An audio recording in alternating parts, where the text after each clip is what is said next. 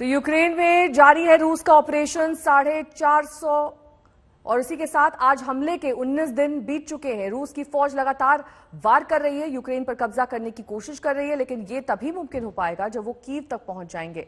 वैसे अब तक रूस के लिए आसान नहीं रहा है। जेलेंस्की की जिद है, हारेंगे नहीं, लड़ेंगे।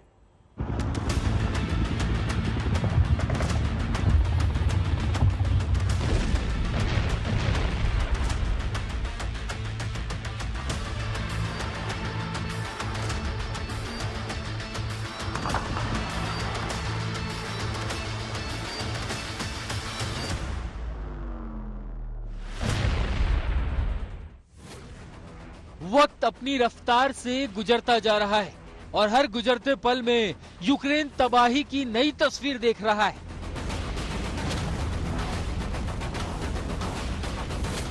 अठारह दिन पूरे हो चुके हैं इस युद्ध के, मतलब करीब 450 घंटे गुजर चुके हैं, लेकिन रूसी विमानों की गर्जना नहीं थमी है।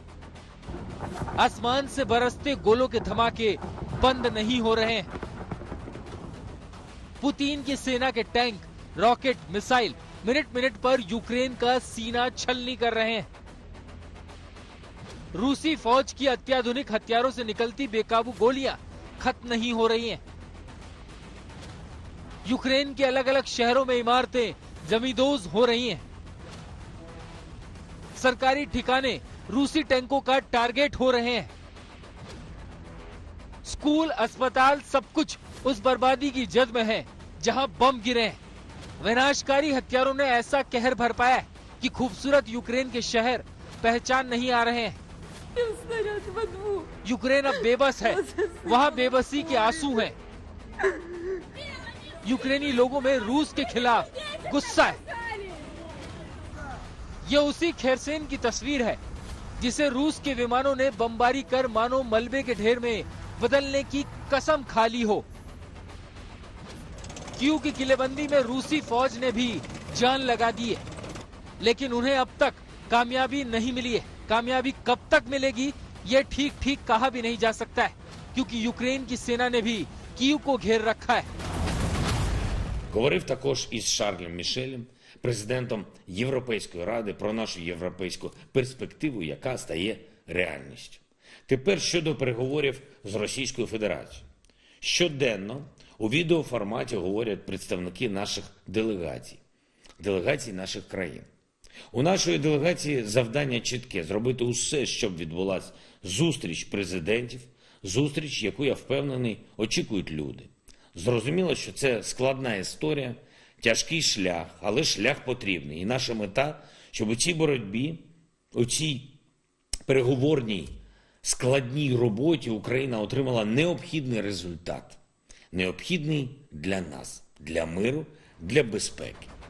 युद्ध लंबा खिंचता नजर आ रहा है। रूस कीव के बाहरी हिस्से में डटा हुआ है। राष्ट्रपति जेलेंस्की जवानों की हौसला अफजाई कर रहे हैं। ये वही जवान है जो रूसी फौज से आमने सामने की टक्कर ले रहे थे। जेलेंस्की अब इनका मनोबल बढ़ा रहे हैं ताकि यूक्रेन रूस के सामने झुके नहीं।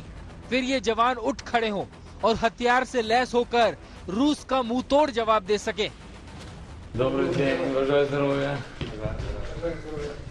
Як ви, хлопці?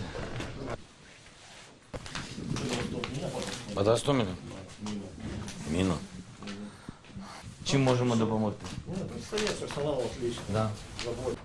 रूसी राष्ट्रपति पुतिन अपनी शर्तों पर अड़े हैं, जेलेंस्की अपनी जिद पर।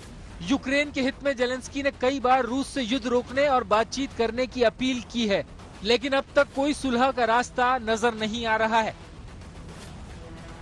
रूस यूक्रेन के कई शहरों में कब्जा जमा चुका है। रूसी फौज कीव के 3 तरफ से घेराबंदी कर चुकी है। कि जो रूसी सेना का बढ़ना है आगे, वो बहुत हद तक रोक दिया गया है कीव के आसपास।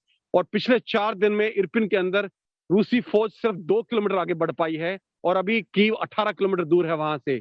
उसी प्रकार से ब्रोवरी में उनके टैंक्स, उनकी बाकी सेना आगे नहीं आई थी। ये सूमी से आई हुई फौज थी, सिर्फ आर्मर्ड कॉलम था, टैंक्स थे, जिनको रूसी यूक्रेन फौज ने पीछे जाने के लिए मजबूर कर दिया। तो मुझे लगता है अभी कीव की लड़ाई दूर है। लवीव में ताबड़तोड़ हमले किए गए। एक दिन पहले ही मिसाइल हमले में 35 लोगों की मौत हो गई। मिकोली भी बमबारी से तबाह हो गया है। खिरसेन में भी तबाही का ही मंजर दिख रहा है। मेलिटोपोल 2 हफ्ते से रूसी फौज के कब्जे में है। इन सब के बीच यूक्रेन ने रूस पर पलटवार के बड़े बड़े दावे किए। तस्वीर सामने आई है, वीडियो जारी किए गए, लेकिन कीव में दाखिल होने की रूसी फौज की रणनीति अब तक कामयाब नहीं हो पाई है। कीव से श्वेता सिंह, गीता मोहन, राजेश पवार और गौरव सावंत के साथ आज तक ब्यूरो।